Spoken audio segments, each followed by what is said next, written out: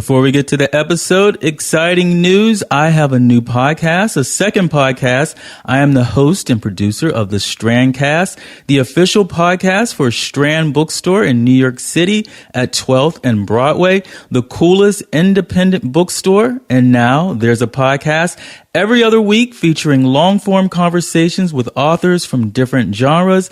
The Strandcast is available on iTunes and Stitcher. Just search for The Strandcast. Links will be in the show notes, of course, and make sure you subscribe so you never miss an episode. And now for the show.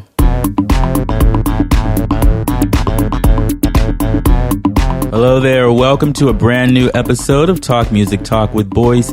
I am Boyce, and this is my podcast you are checking out. Talk Music Talk is a weekly music interview podcast where I have long-form conversations with people connected to music from different genres and different backgrounds, both established and emerging, singers, songwriters, music therapists, music journalists. And on this new episode, I had the pleasure of speaking to Public Speaking, the solo project of Jason Anthony Harris. It is the return of Public Speaking, along with Talk Music Talk favorite Sarah Elizabeth Charles. He is the only guest to appear 3 times. The first time was when he did a joint interview with Ruben Sendo Acosta, who he runs the Floordoor Records label with. Ruben also has a group himself called A Bunch of Dead People. The second time was for his 2017 album, Grace Upon Grace. You should check that episode out because it has the Jason background story. Of course, I will put links in the show notes for both episodes. He is back with a wonderful new album. It is called Six Golden Tumors. It is out August 20th and was partly inspired by the Old Testament and horror movies and much more. In the conversation, we talk about how he enjoyed the process of making music, what he learned from reading the Old Testament, his love of horror movies. Plus, we talk about the making of Six Golden Tumors, the sound, the research, the lyrics. And after the conversation, you will hear one of my favorite songs from it, A Fox with No Eyes and a Hole for a Mouth from Six Golden Tumors. After the conversation, here it is without further ado, my interview, my talk with Public Speaking, Jason Anthony Harris. Enjoy. So Jason, this makes you one of 3 Pete's guests on the podcast? Oh, I was hoping that I would be like the king. Well, maybe if you release an album. Maybe if you release an album before the other person does. Okay, I'll work on it. Yes. I don't know when their album's coming out. Yeah. I think going forward, I'm going to release a few EPs, so maybe they will come more quickly. Cool. Yeah, that's nice though that you've been able to speak with people over the course of it's been cool seeing careers. People how they have developed and evolved. So at least as cool. Podcast guests. Yes. well, I meant musically. So when was the last album? That's been 2 years now? Has that been longer than that? Yes, it's been nearly 2 years Okay. since the last album. Okay. And when did you start thinking about this album? I think almost instantly. Mm-hmm. I think the through line is there was some reading that I was doing with the last album, some biblical stuff I was reading. Mm-hmm. And I think somehow that became the seed of going forward what this album became. Okay. So, yeah.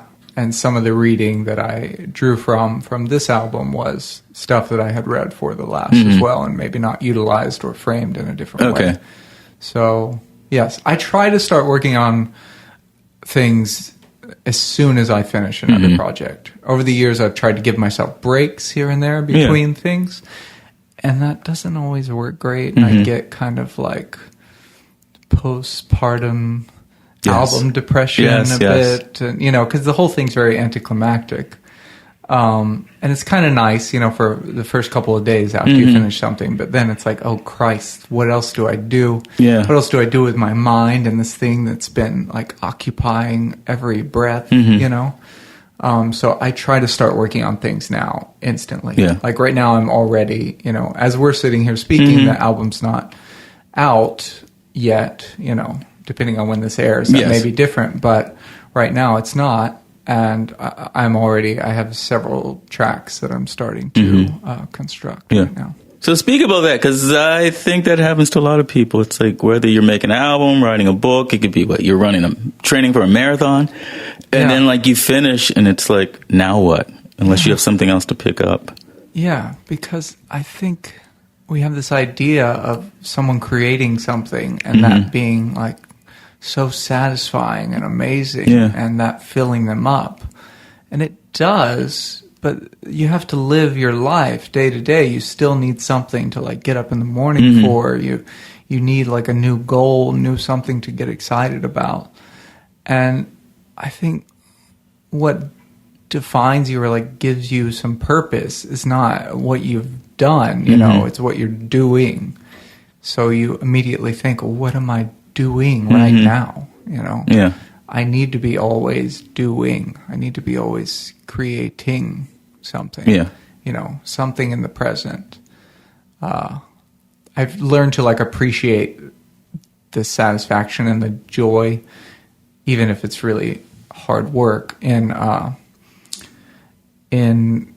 creating itself, in making things, in that very slow process of making and writing. Yes. As opposed to rushing to that deadline and having it out, and just enjoying it. Yeah. I'll have this perfect, beautiful thing, and then I can give it to everyone, you know. That's great, but for me, I don't know, maybe it's different for other people, but for me, it's I really need something all the time. It's like a drug, kind of, you know. I need to be getting that fix on a daily basis. Do you get depressed when you're not working on something? Yeah, I think that I do. I find that I don't know what that is, and maybe that's a problem that I have, where I have to be making something. It's what I get the most satisfaction out of doing. So when I kind of try to force myself not to do it, or when maybe I'm struggling with like a new idea or where to take things, what direction to take things, that can be frustrating. I'm the most satisfied when I am working. Yeah. See, that's why I figured out myself. Like my off days, I'm like, oh, this is wonderful. I have the day off. And then I'm just like, I'm bored. I'm down. So I now figured I set up interviews on my days off to try to avoid... you know, reality.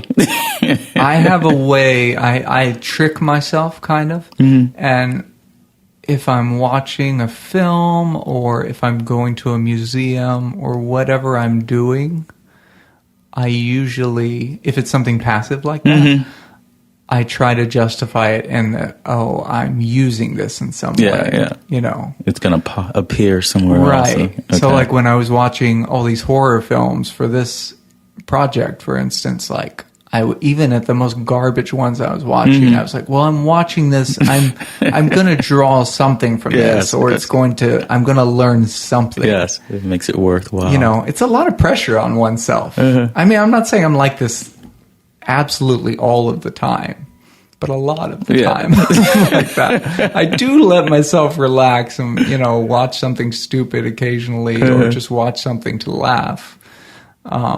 Or just hang out with friends or whatever. But very quickly, I need to get back to... I get that. I need to be working. But it's also what makes me happy. You know? I mean, I'm not sitting alone in my apartment, like grinning ear to ear. You know, I might be like cussing and trying to solve some problem of arrangement. But it's the most satisfying thing. So it's a form of happiness. Okay. Yeah. That's good. So what came, the biblical research first, or watching the horror movies? How did you decide that they can go together, they work together? Is there a connection between them? I wonder which came first. I think that the biblical research was first, since I had been doing some for the last album. Okay. I think that reading, and it's always been like a goal of mine. I've always wanted to read the Bible entirely, which I still haven't done. I've still only read portions of it, large portions of it. Yeah. But I still haven't read the entire thing. So it's always been like a project that I wanted to do. And I always kind of knew some things here and there about the violence of like the Old Testament, for instance, and found that kind of fascinating. So I think it was just a very quick connection to connect it to like these horror films, and the terror and violence of that. Which horror films is something that I watch anyway. Yeah. You know, not as religiously as I did for this project. I watched innumerable films, and I had to kind of take a break sometimes because, like, the violence and the tension of it, even in the shittiest films,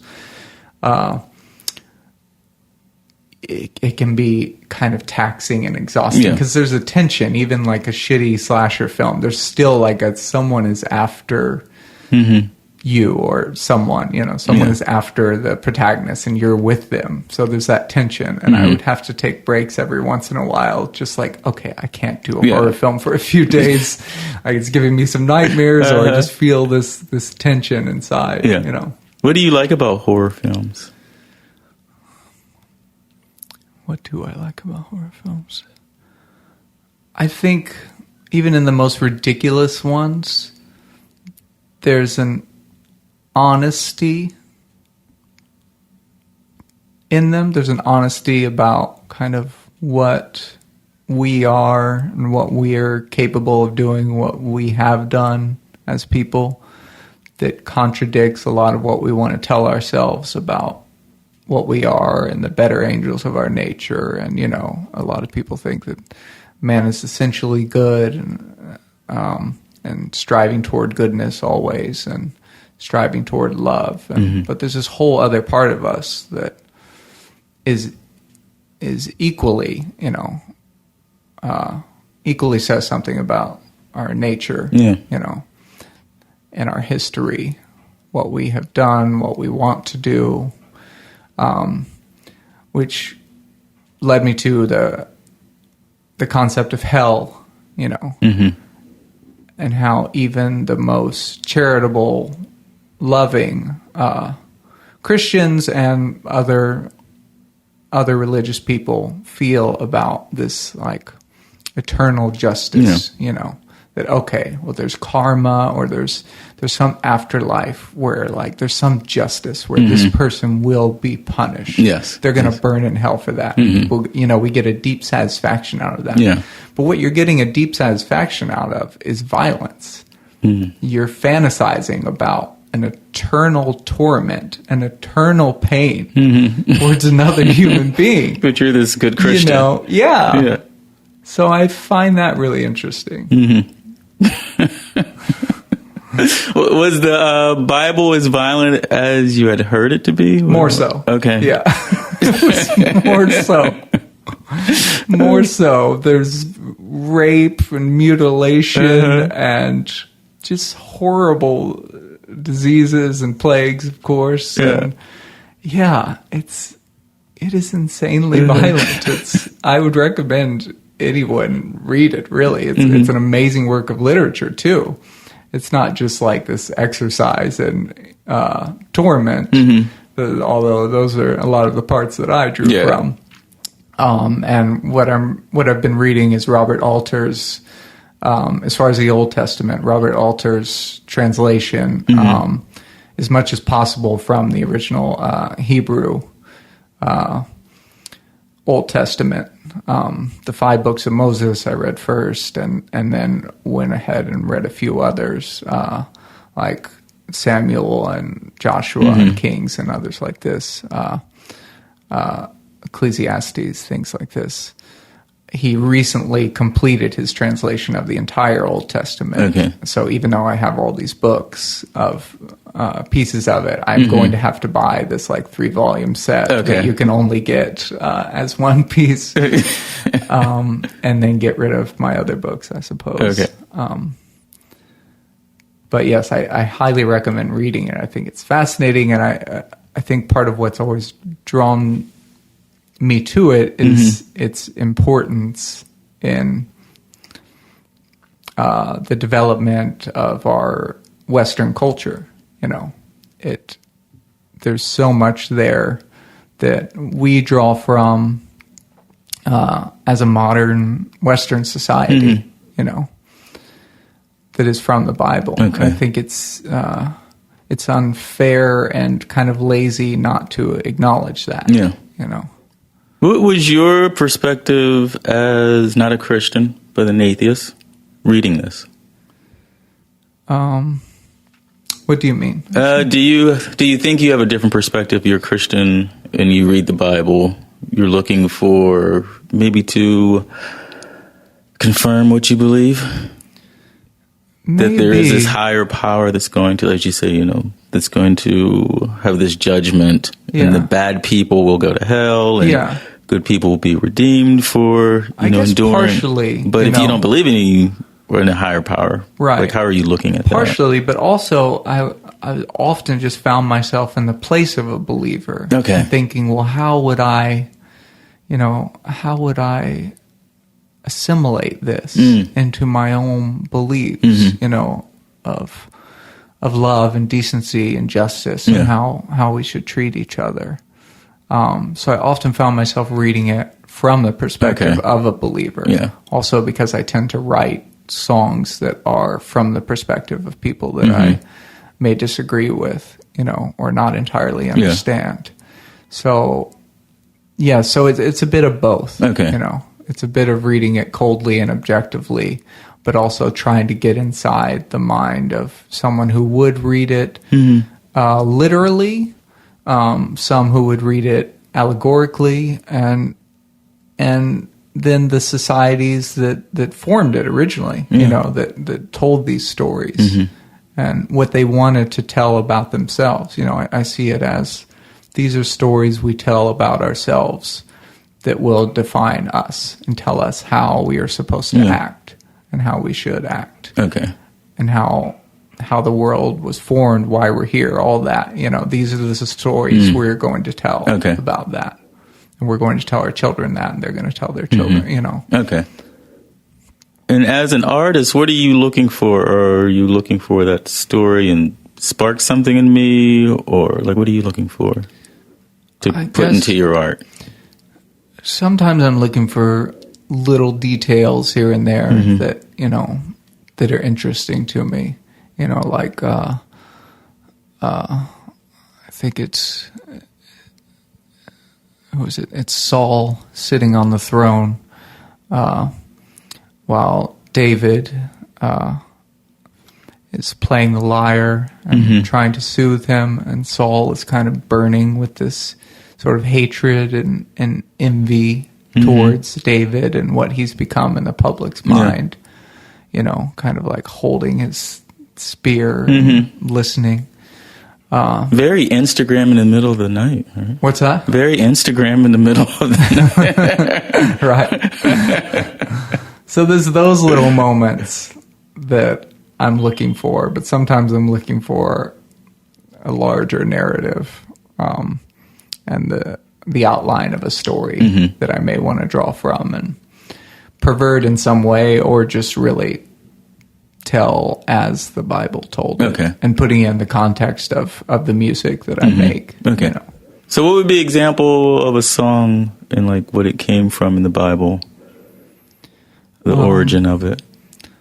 Let's see. Let me run through these in my head, because there's so much. There's also the songs that come to mind immediately are the ones that are less biblically infused, that I draw lines here and there from, because there are songs that are drawn heavily from Dante's Inferno, and some that are drawn from Christian history and the history of martyrs and things.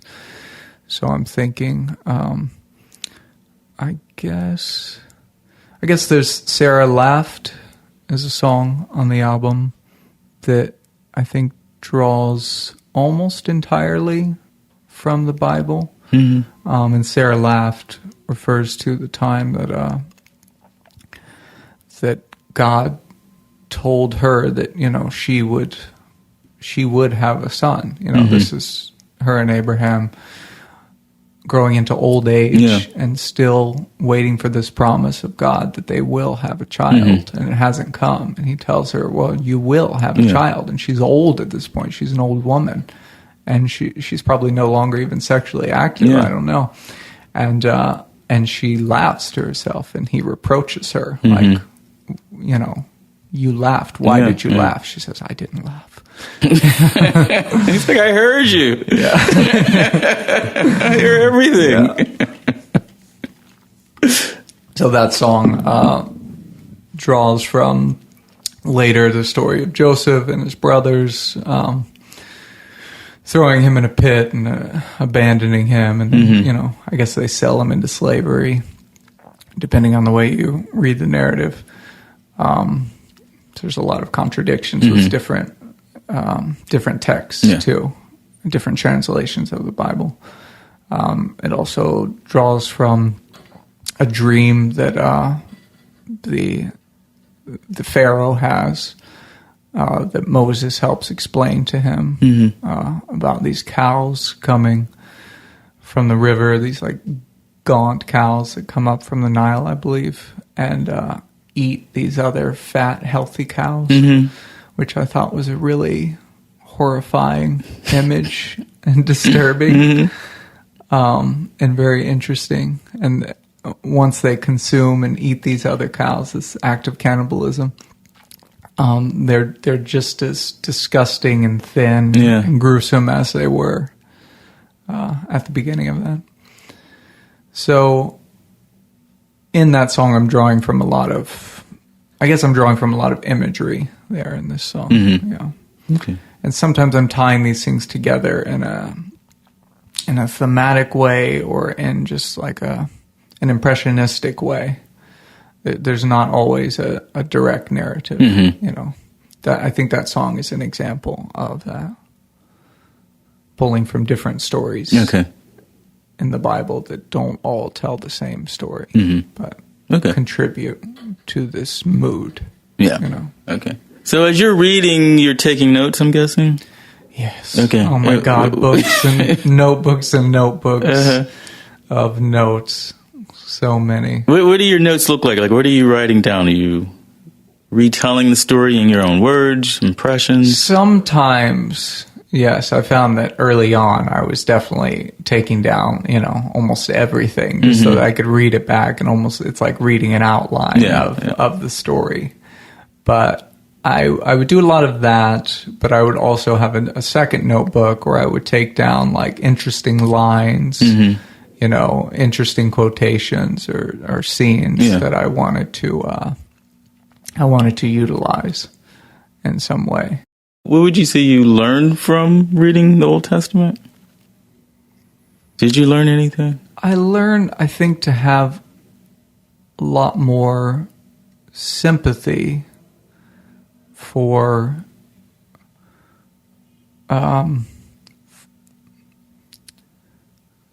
I don't know if sympathy is a word. I learned to have a certain respect for these texts and how complex they are, how beautiful they are, and how they are documents of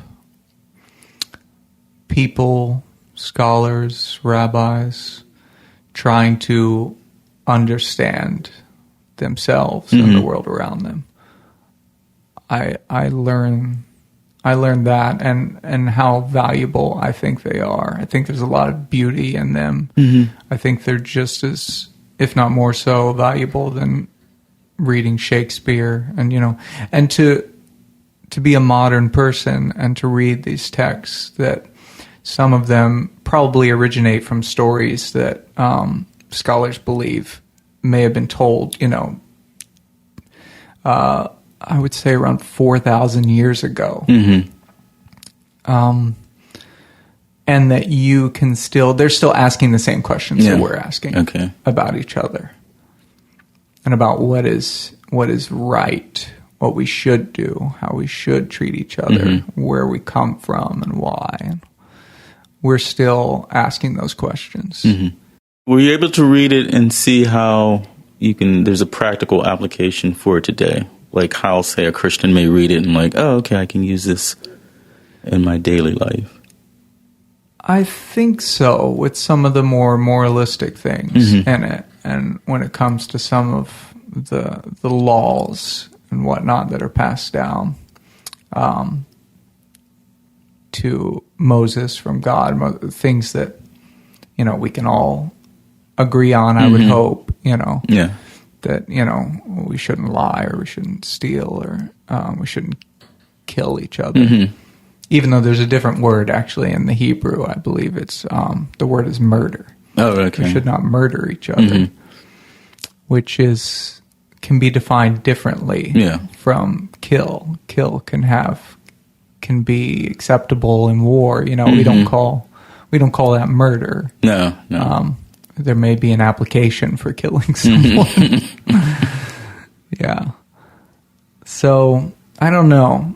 I guess I could see how someone could use it as a guide to living their life, but I think they would still have to grapple with a lot of questions about what to interpret as relevant still now, what the intentions were of the person who wrote it, unless I can't really speak to this, but you're a fundamentalist who just believes that every word in it was passed down from God. This is the word of God. Which those people, I want to ask them, well, which one is the word of God? Yeah. Because there's so many different translations of this collection of writings. I think it's kind of insane to say that and to stop one's thought that way. Yeah. How did you decide which translation? I believe this was recommended to me by Alicia Jo Rabins, who has the project Girls in Trouble. She sings songs about, she's also a poet. She sings songs about the Torah and women in the Torah, and tries to get inside their stories and retell them. And she has a sort of like folk indie rock project called Girls in Trouble where she does that. I had asked her for a recommendation about a text. Okay. And she led me to Robert Alter. Okay. How did you decide on the sound? Because I feel like this album has a harsher sound in the percussion. What you chose is percussion. For me, what I was trying to do was get more. To me, the album has a lot of wooden sounds, and I was trying to place the album in a sort of wooded context, like the context of a forest, or for me, it's not explicit in the album, but it's sort of a maybe medieval to like pre-medieval era, where the woods would be a big source of fear, danger, and paganism, maybe Satanism, for like the average person living in Europe, for instance. So I really wanted to set the album sort of in the forest, which is explicit in a song here or there on the album. But I try to use a lot of wooden sounds here and there. As far as the harshness of some of the more percussive harshness, I guess that just comes out of wanting to talk about hell,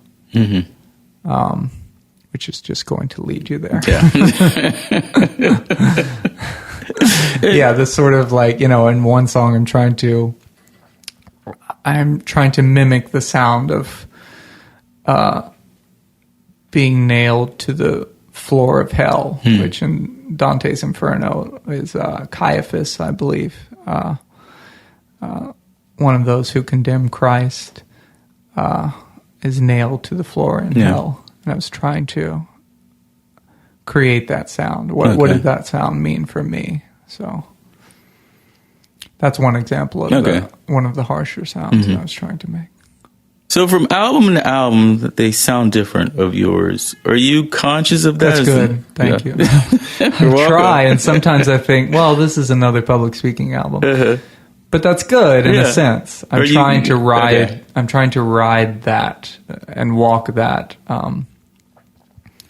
line of it being a unique album and the album having a sound of its own. Yeah. But there's still being the through line of my style and what I have made as public speaking. Okay. And to avoid that, how do you I use these effects, these filters, this time I won't. Like, how do you consciously avoid that? The effects and filters are more, they're so much more dynamic, so I can use a lot of the same ones. I use the same reverb effect on most things. You know, I alter it here and there, but I'm very happy with the reverb, for instance, that I have. It's more so the source material and the sounds that I'm using, the sounds that I collect to use for the album. I try to make sure sometimes that, maybe I'll get over this one day, that I'm not even using like the same kick drum sound. Yeah. That I'm maybe taking that sample and changing it, pitch shifting it, filtering it in some way, or distorting it, but often that I'm not even using the same source sound.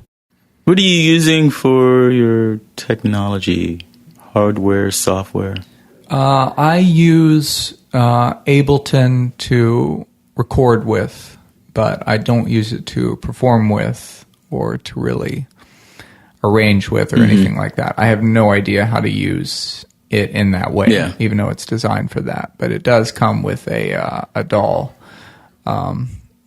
digital audio workstation, you know, aspect. It comes with that, the multi-track, grid. So I use it for that, and I use some of the effects that are contained therein, but I've found a lot of my own, and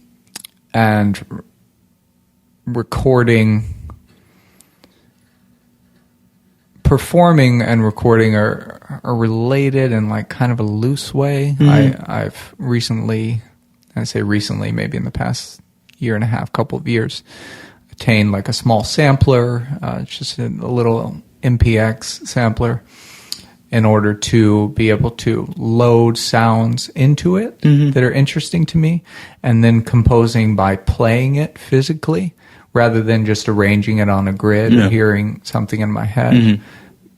So there's more play involved, there's more feel, and then I'll arrange the sounds around that kind of live touching and playing of it like it's a percussive instrument. Okay. Do you like that, creating in the moment like that, as opposed to having it where you could just record the whole thing and then go out, perform, press play, and maybe add some sounds on top of that? Over the years, I've changed a bit. I used to create everything from the ground up, always looping everything, starting out with nothing, and then I brought the sampler in, and then I was looping some of the samples. And now I use more pre-recorded sound because it allows me to play more songs. It allows me to do more within one song. It allows me the element of surprise. I can instantly change to the pre-chorus, chorus, whatever. Okay.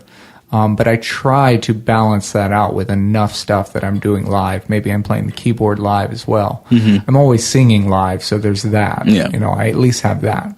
Some people who make electronic music, they don't have that aspect of what they're doing. So,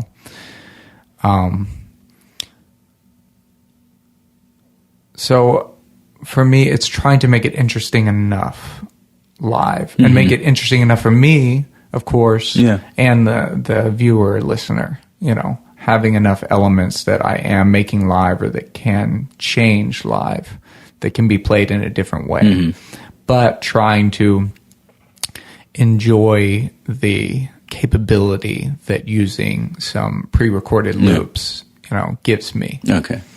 the stability of that too. Like, this is the perfect loop for this. You know, it's not me creating it live and maybe it being a bit imperfect. You know, I can have imperfection all over the place, but at least I have that stability of the beat, which I can be a bit tyrannical about.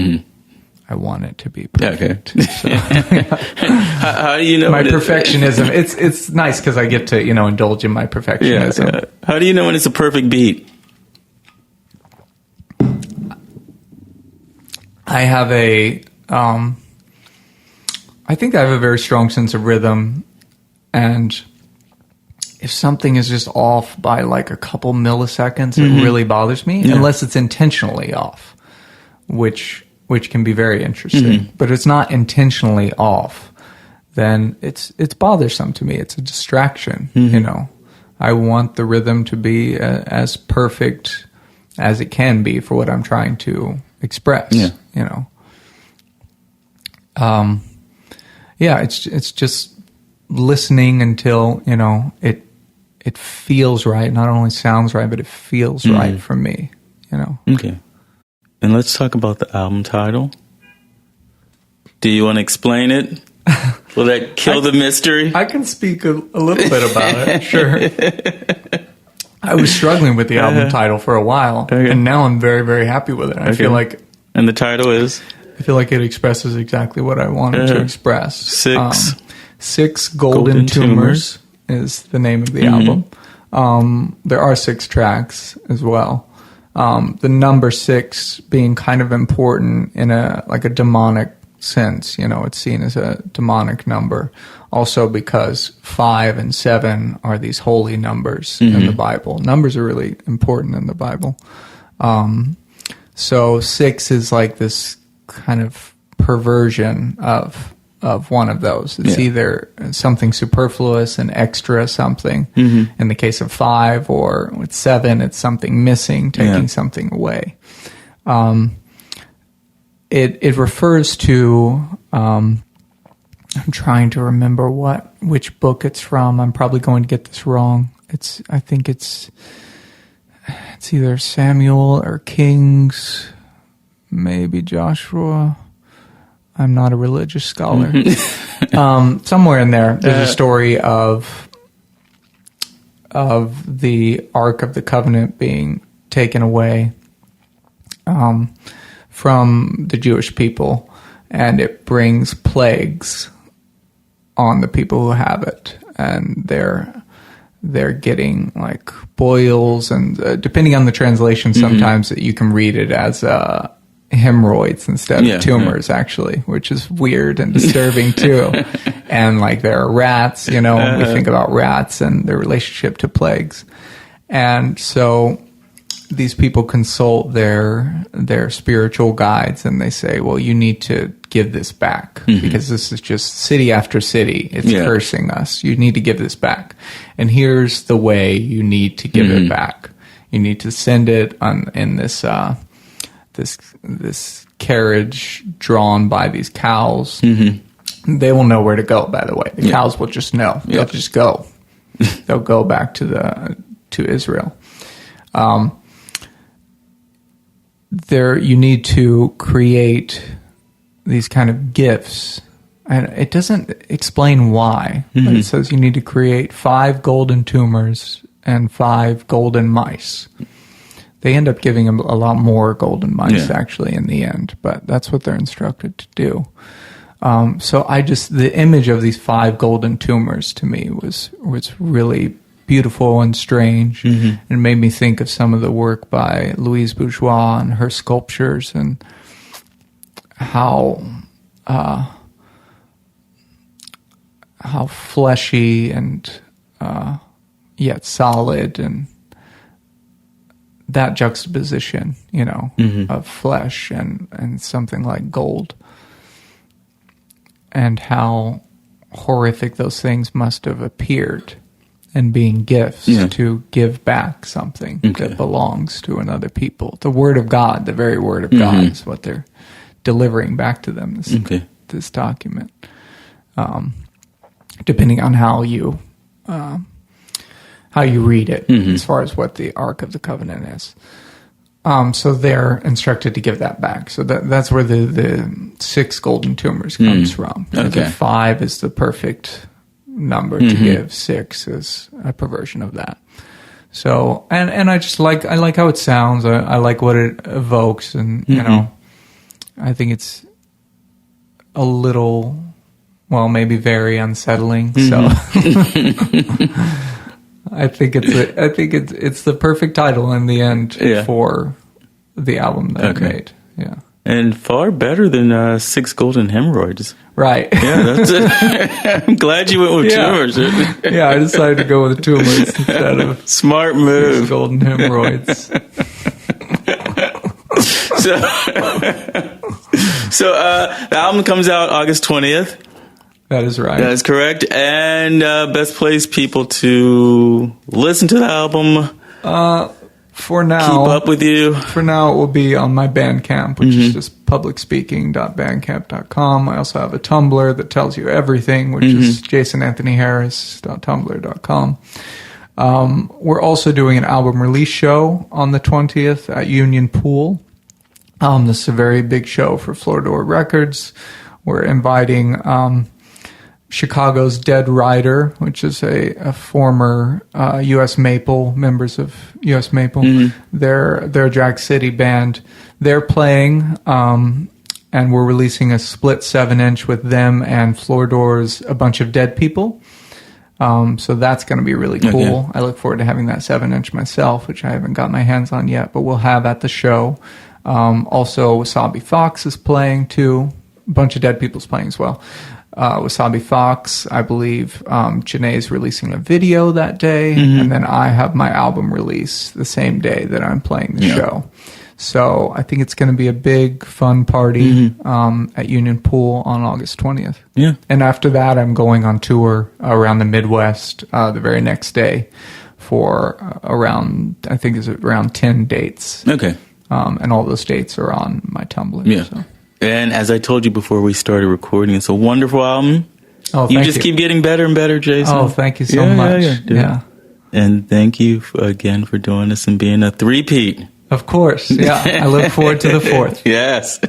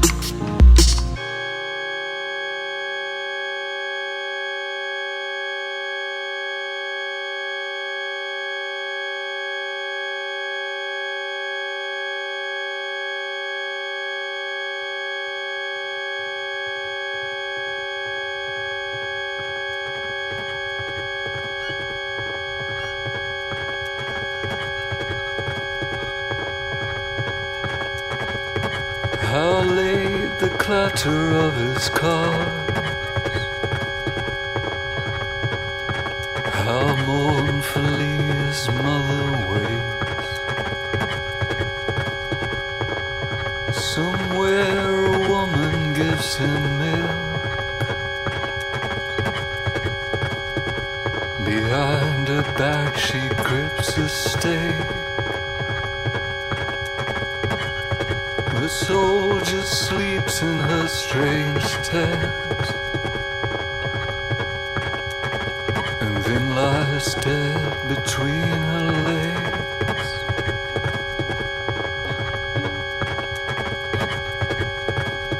God gave me a golden tumor, God gave me these golden mice, but my son is nailed to the floor in hell. His eye sockets are pools of eyes.